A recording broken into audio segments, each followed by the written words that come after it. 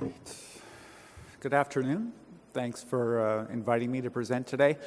When Sam Bonti-Ackerman asked me if I'd be interested in participating, I looked at the themes that were included for this session. Disruptive technologies, the one that I've been working on for the better part of my career at agriculture has been GMs, GMOs, GM foods.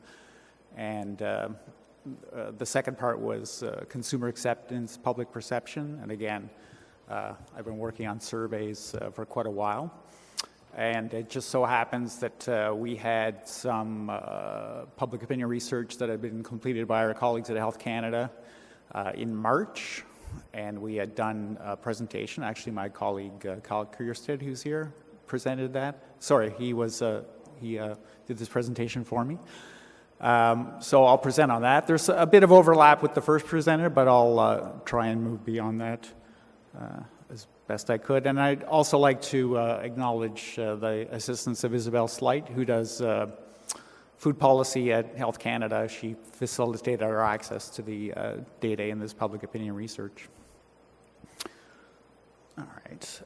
Public opinion research on GMOs and genetic technologies isn't new for the Government of Canada. We've been doing it since 1998, and there's a wealth of other POR that's been produced both by other government departments and external to the government.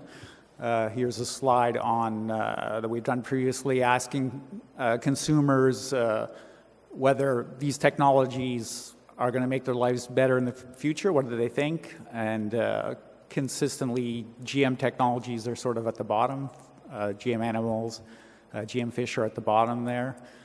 We just recently redid this. Unfortunately, I couldn't swap out this slide because we're finalizing it, and things haven't really changed that much, except biotechnology, which most consumers tend to associate more with the medical side than the food side. That tends to land somewhere in the middle. As the previous speaker alluded to, when we ask questions about GM labeling, there's an overwhelming desire to see mandatory GM labeling. And in the current context, the sort of right-to-know argument seems to be informing continued discussion and debate over mandatory GM labeling.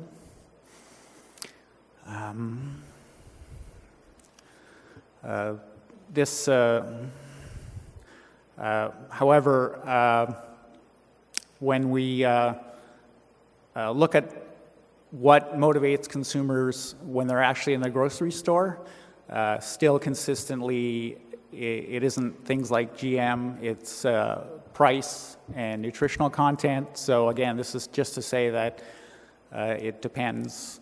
POR is a snapshot in time, so depending what and when you ask, you're going to get different responses. Okay, so the Health Canada POR basically, we wanted to find out, because we hadn't done any work on consumer opinion of GM foods for quite a while, see an update about what their thoughts were on that, what they understood GMOs and how they were made to be, as well as ask Canadians about their perceptions of agricultural innovation and how that contributes to food production. So the contracted firm did 10 focus groups across Canada, and they also did 2,000 online interviews with their proprietary panels. It's becoming increasingly difficult to do phone surveys because of the proliferation of cell phones, so suppliers are increasingly turning to their proprietary panels to get information from the average Canadian. So what do the results show? That there's a gap between what Canadians want in terms of the regulation and testing of GM foods and what they currently know to be the case. So about a third think that GM foods are well tested in Canada. The rest either don't believe they are or don't know. And just under a quarter believe that GM foods are tightly regulated. And then the bottom number there, 61% have sort of negative viewpoints towards GMOs. They're informed by a number of beliefs how, what GMOs are used for in the food system,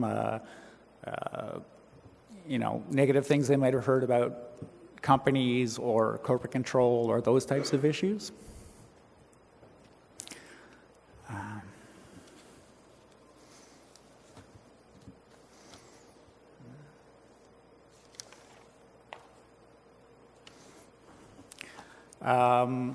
However, when consumers were presented with a list of factors that they might consider when they're actually in a grocery store and about to purchase a food item, their top concerns revolve around, again, costs of food, and under that,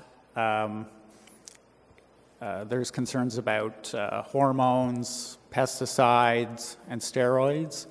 GMOs come further down. There's still a fair degree of concern about GMO content in grocery products that consumers may purchase, but they don't tend to be as high as those other factors.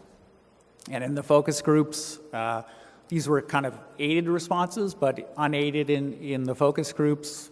Maybe a couple of people per focus group might have mentioned GMOs at some point.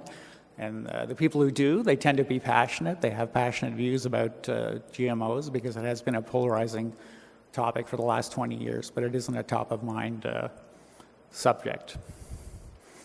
These are some of the comments that came out of the focus groups. So as a result of this and the results of the online survey, the research provider concluded that Canadians really have a fairly low degree of scientific literacy, and they don't understand, they have a minimal understanding of how genetic modification works. Some of the comments here about injecting things and steroids, and they don't have a good understanding either of what the production of GMOs entails and why they're produced. However, despite all these sort of negative results, one of the things that was done with the focus groups and on the online surveys as well was consumers were asked whether they thought GMOs were safe and whether they would purchase them themselves. And then afterwards, they were presented with a series of facts, neutral facts about GMOs. And when we provided this additional information, things like companies on average spend 10 years in research and development before GM foods are submitted for regulation. And GM foods have been around for 20 years, and there's a wealth of data on their safe use. Then when we asked them again whether they thought they were safe and whether they would purchase them, then the results tended to increase quite dramatically, actually. And Health Canada, what does this tell us? That, not surprisingly, when you're talking to consumers, the messages that resonate most forcefully are the ones that are consistent with their values. So, when they express the opinion that they're concerned about food safety, then when you present them with the fact, for example, as they did in the panels, that international standards around the testing of GMOs are developed on a global scale, then those messages tend to resonate more.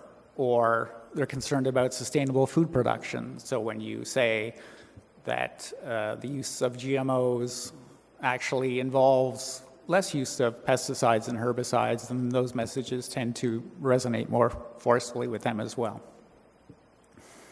So why we're concerned about this, again, it goes back to what the previous presenter talked about with new technologies like gene editing that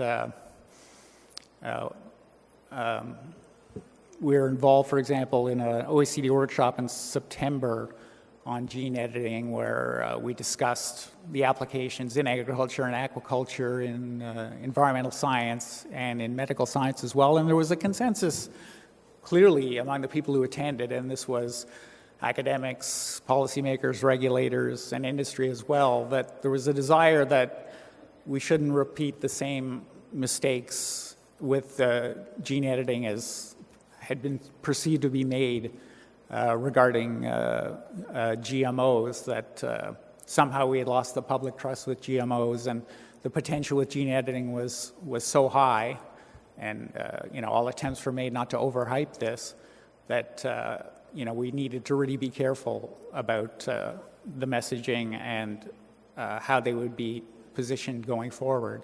So that's why we're sort of interested in learning lessons from GMOs going forward with new technologies. So as far as lessons learned, I guess there's 3 here, and there's takeaways for government and industry, because it really is a partnership going forward that has to work together if we're going to sort of succeed with technologies coming down the pipe. So terminology matters.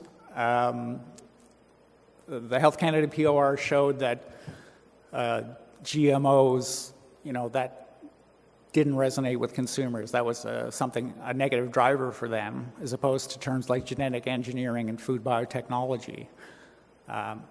So the terminology that you use matters, and for governments, when we said the regulation was science-based, again, that resonated with consumers, so that should be a terminology and an approach that we should continue to use. The second lesson learned was that the reason you're using a technology matters. So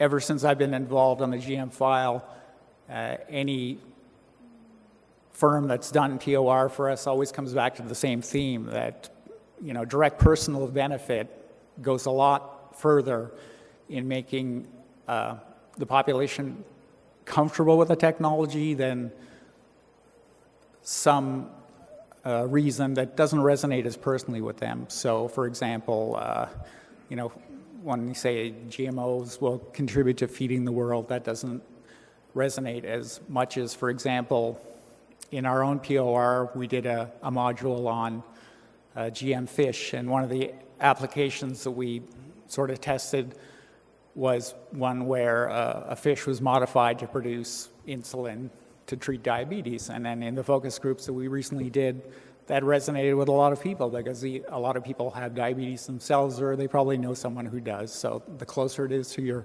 sort of personal sphere, the more that's going to resonate. And then the third one here is that context matters. So basically, the understanding of ag innovation among the population is pretty low. They have the bucolic view of agriculture. They don't understand that ag is a high-tech sector. So positioning biotech as a technology within a sector that is more technology-driven and dependent is important, and that has implications for public trust going forward in the future. So the top takeaways from the Health Canada POR.